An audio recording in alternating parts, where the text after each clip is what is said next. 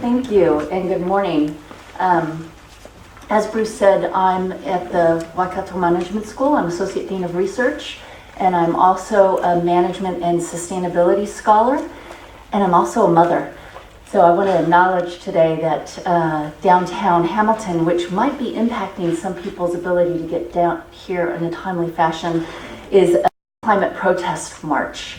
And in our family, as in other families across the city, we had the conversation with my 13-year-old son about whether he was going to be marked absent without an excuse today at Hillcrest High and attend the protest, or whether he would go to high school. And he's downtown protesting. Possibly we have some influence on him. He's 13, you know, maybe not at 15, but at 13 we still do. And I also want to just say I'm the chair of the university's sustainability committee. So that includes faculty members across campus, academic and non-academic.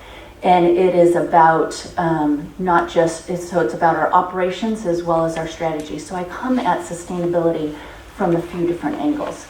So today, as Bruce said, I'm going to be talking about cross-sector partnerships.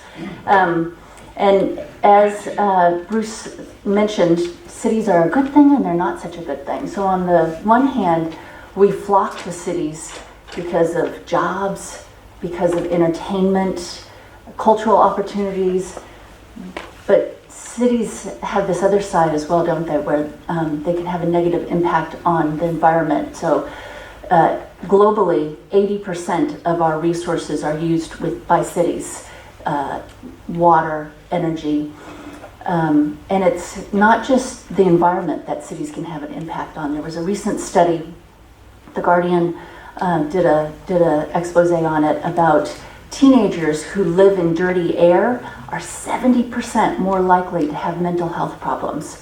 So cities have an impact on the environment and our well-being. Commerce or business is the lifeblood of a city, and biodiversity is the heart of urban ecology. And cities need to attract businesses to ensure their economic success. On the other hand, the businesses, while with increasing urbanization, are engaging in conversations with cities about infrastructure. It's tended to be about physical infrastructure like transportation, or knowledge infrastructure like education. In our research, we found it hasn't been so much about green infrastructure. And so our research suggests that business should engage and take a hard look at what they can do to help New Zealand's struggling biodiversity, because it's good for business on all kinds of levels, which I'm going to be talking about.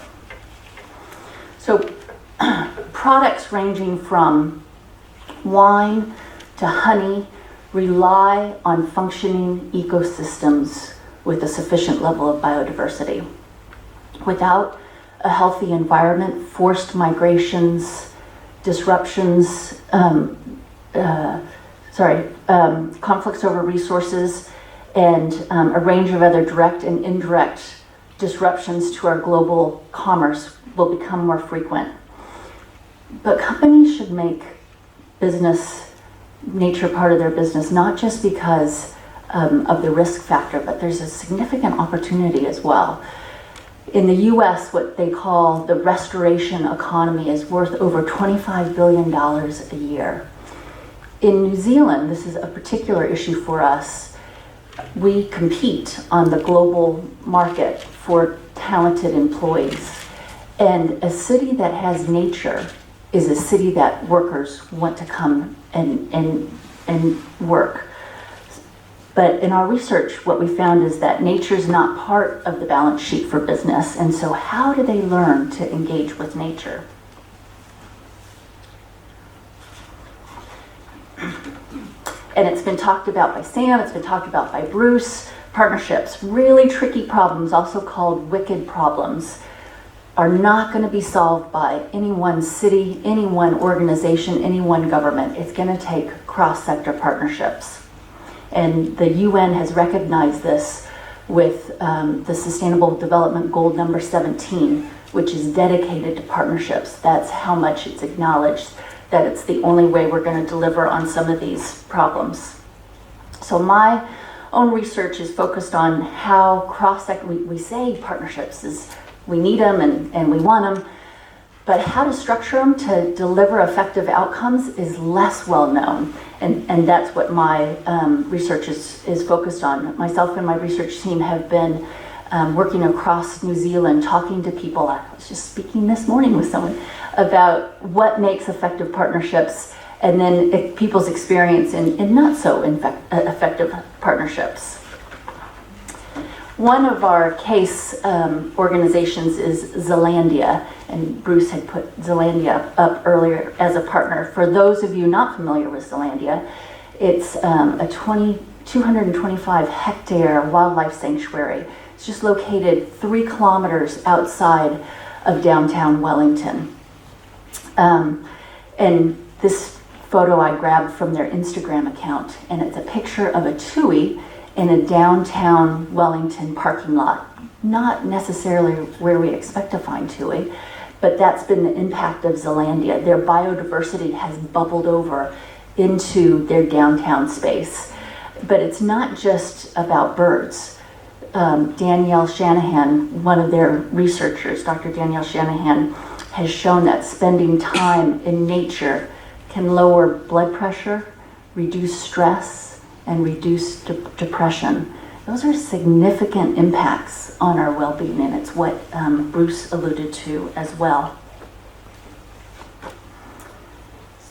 This is a picture of one of the partnerships that Zealandia has, a partnership with Meridian to provide electric shuttle service.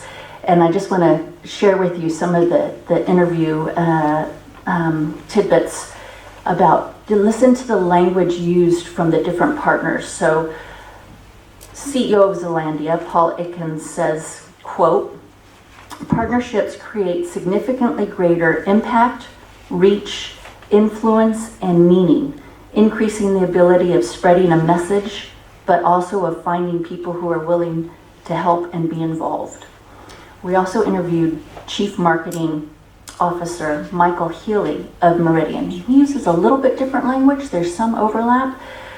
He said his criteria, quote, to who to partner with, that they must be relevant in order to amplify their core values, they must have reach and influence, and they must bring return. And that's where there could be some of that disconnect, because he does put a financial aspect to the partnership where the other partner members may not, and that can cause some challenges to partnerships. What we've learned in our research is that there's a continuum of partnerships, and Zealandia is more on that transformative continuum. Transactional partnerships with business, if you think of more of the sponsorships, is of more transactional partnerships. It's when an organization will come to a business and say, we need money for you to do this thing or that thing, and it tends to be transactional.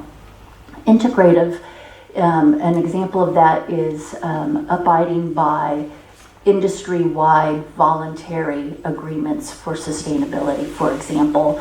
And transformative that's what we're trying to get to, and that's the approach that Zealandia takes with their partnerships.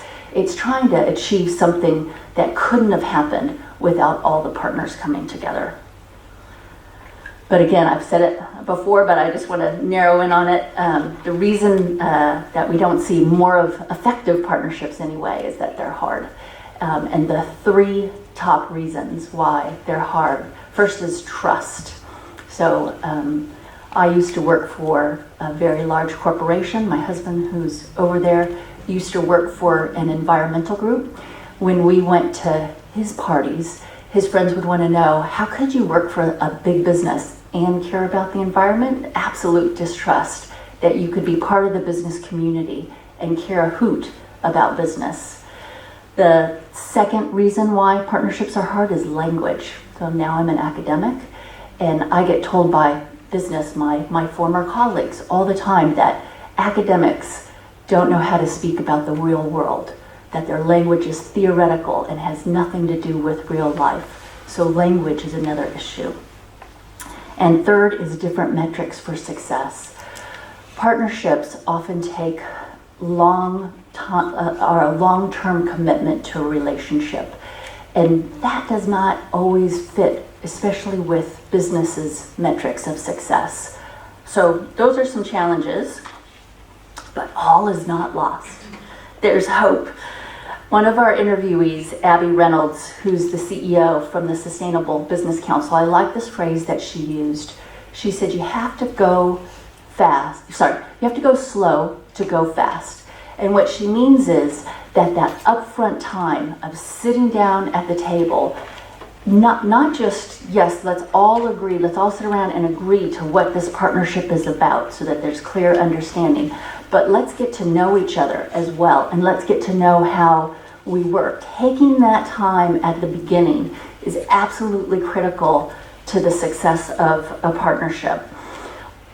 Also, partnerships often celebrate the coming together rather than knowing, well, how do we know if there's something good that's come out of coming together? So metrics for success, evaluation criteria is critical.